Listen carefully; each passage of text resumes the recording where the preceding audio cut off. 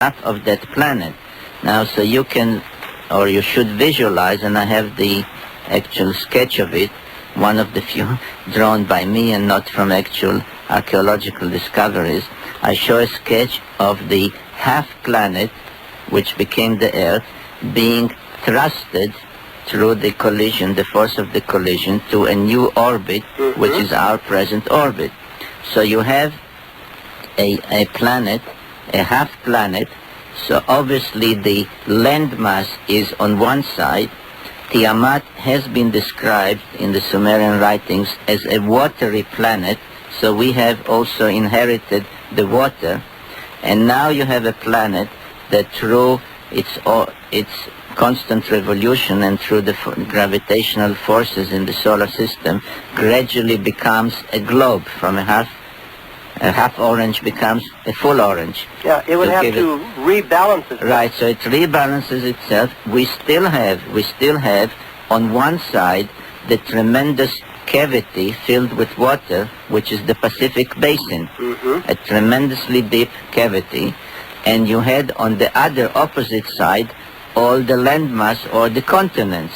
Now as the planet keeps revolving and revolving and gets its global, the shape of a globe, with all the gravitational forces working on it, gradually the landmass begins to spread, and this is the Platonic theory, except that no one of those who developed or wrote about the Platonic or suggested the Platonic theory could explain why, to begin with, was the landmass only in one spot. The Sumerians 6,000 years ago did. That doesn't explain why we have the moon in such a perfect, very unnatural orbit as we see things. Just a circle. Well, the moon, Bill, according to the same cosmological text, Enuma Elish, was one of about a dozen satellites of Tiamat, the planet that was broken up. And it was, which brings us to something I mentioned at the beginning of the evening, which was in the process of separating from the gravitational influence of Tiamat and becoming a planet in its own right, just as Pluto had become sometime later. That process was interrupted by the celestial collision with the invader, with Nibiru or Marduk in its Babylonian name. When the Earth, the half of Tiamat, was shunted to a new orbit, it pulled that large satellite with it, and thus has the moon, which was about to become a planet in its own right, thus it has become a satellite, so to say, of the Earth, which is the olden Tiamat or part of it. And this is why, as I said at the beginning of the evening, why the Sumerians considered the moon a celestial body in its own right, whereas, say, the satellites orbiting Jupiter or Saturn don't count in the number 12. Yeah, one of the things that comes to my mind, and we've had discussions about it before, is the unusual orbit of the moon around the Earth. That's almost a perfect circle. You don't see that usually in orbiting bodies. They're elliptical. Right. And the rotation of the moon on its axis is such that it doesn't vary as far as how it faces the Earth, right? Almost as if it was engineered. Well, they're almost like twins. In other words, they come from the same place, another place in the heavens. They were thrust and shunted together, and they have remained in this synchronization ever since. Well, you know, it's interesting if we were just a half a planet at one time. Excuse me, Ivan, just a second, I'll get back to you. Okay. The old stories about how you could fall off the edge of the Earth may have been true. Well, yeah. If you could fight off gravity, you would. Yeah, Ivan, go ahead. Mr. Sitchin, about a year or so ago, there was an article from the Naval Observatory that indicated that they felt that there was another large planet out there that was approaching. Could this be the approach of our planet that is the main story in your book? Yes, I believe so. I've been in touch with the chiefs of the group at the U.S. Naval Observatory ever since they concluded originally that Pluto has a moon, a satellite, which led them to the conclusion that there must be another celestial body beyond Pluto. And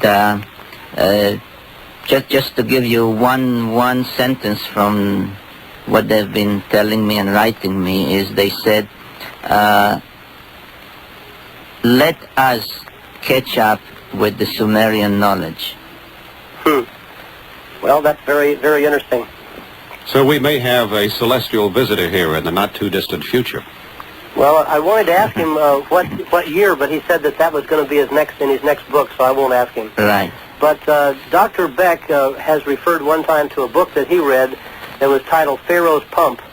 And this is not necessarily Dr. Beck's theory, but he said that the people in there put up a good proposition that the pyramids were actually pumps that raised the Nile water up to a higher level where they could irrigate. Have you run across anything similar to this, Mr. Sitchin, in any of your studies?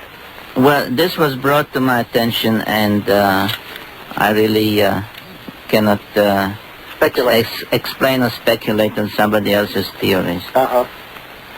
Okay, well, I'm going to look forward to seeing you tomorrow because I'm certainly going to try to be there. Thank you. Ivan, when I was going down 210 the other day, your windmill didn't look like it was ginning. Oh, well, it should have been if the wind was blowing. Oh, all right. I just want to make sure it was working all right. But someday you're going to stop by and see me, right? That's right. Okay. All right. Thank you very much, Ivan. Thank you very much. Bye.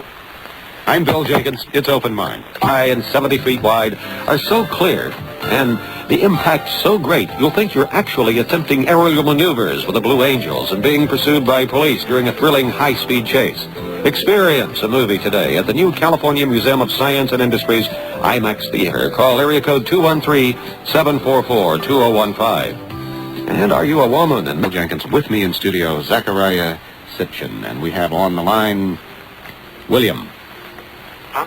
Are you there? Are you talking to me, Bill? I'm talking to... Oh, this is Craig. Oh, yeah. Oh, and Craig, you're on T. There you are. Hello, Craig. Hi, Bill. Craig calls us from time to time, Zecharia, from way up north in California, to rig his radio in such a strange kind of way to hear our little signal. Yeah, it's hard. I hope you're enjoying the show tonight. I've been trying to. I missed some of the details, so in fact, I was going to say it's going to be real hard for me to talk about the details of what you're presenting here. Well, first of all, the whole time you've been on tonight, I've been thinking about Immanuel Velikovsky. And actually, I'm surprised nobody else has mentioned it. I'm sure you're familiar with his books. Yes. And I'm just wondering, I noted some differences. What would you have to say in general about what he has to say and the differences with what you have to say? Well, there are many similarities between us. He wrote, of course, many years before my books began to be published. And what he has done is he referred to biblical sources. He referred to Egyptian sources. For some reason of which I'm not aware, he had no access. I think maybe he just didn't know those languages that I've studied. He had no access to the Mesopotamian, Sumerian, Akkadian, Babylonian sources. I don't recall in his books any reference at all to those sources, although they, as scholars now know and acknowledge, they are really the original sources of both the biblical, the Egyptian, and other tales, mythologies, or whatever one prefers to call them.